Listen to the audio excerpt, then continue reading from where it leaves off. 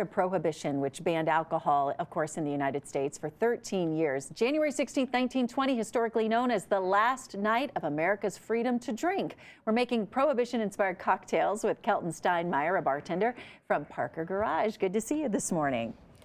So our cocktails this morning, they all feature Templeton Rye, right? Correct, yes. Which got its start when the bootleggers were determined to circumvent Prohibition. Exactly. Yeah, you know the history of all this. Right, yeah. Prohibition started basically as a religious revivalism to kind of end some of this ungodly actions that was going on. So they started Prohibition, and what ended up rising out of it was all these bootleggers and speakeasies opening up. Like 30,000 speakeasies opened up after the start of Prohibition to continue to make cocktails, and people love doing it. So. And now you see these little speakeasies in different places as we celebrate the 1920s and some of the history there. But let's go into it with Templeton Rye. You're going to make us, what are you going to make? I'm going to make a Sazerac cocktail. This is one of the oldest cocktail recipes in the U.S. The first thing I've done is chill down the glass. Nice and cold. You got the ice in it, but then That's you poured perfect. the ice out. Okay. Exactly. Something I would have never thought to do. So. And most of this stuff happened through stuff. All they needed was whiskey to end up making their cocktails work. So they had absinthe. This is made by Antoine Peychaud. Okay. He was a medicinal artist, and so he created these kinds of bitters that were still allowed during Prohibition.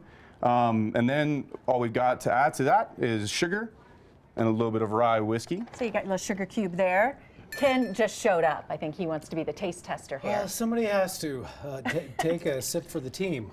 Yeah, I know how you are. Doesn't the sugar cube melt in there? It does a little bit. So all I'm going to do with this is just kind of muddle it down, crush it up, and create this little elixir here. Perfect. Again, What is all they this called needed, again? The Sazerac cocktail. So Sazerac. again, one of the oldest cocktail recipes.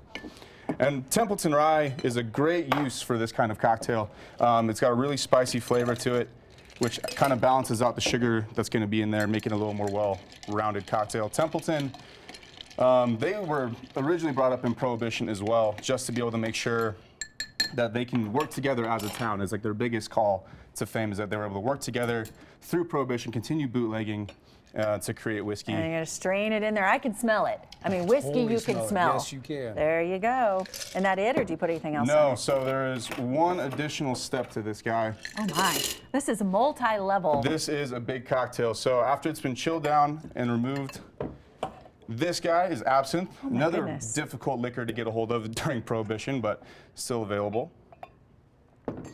You do a very small splash, and it rims the inside of the glass after it's been chilled, a little Wow. seasoned with some whiskey.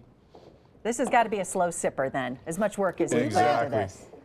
There, oh, now I can smell that. That smells like licorice. Black licorice, Right? that anise flavor. You know, when absinthe was eventually banned as well due to the call that had hallucinogenic And you're properties. still not done. No, absolutely not.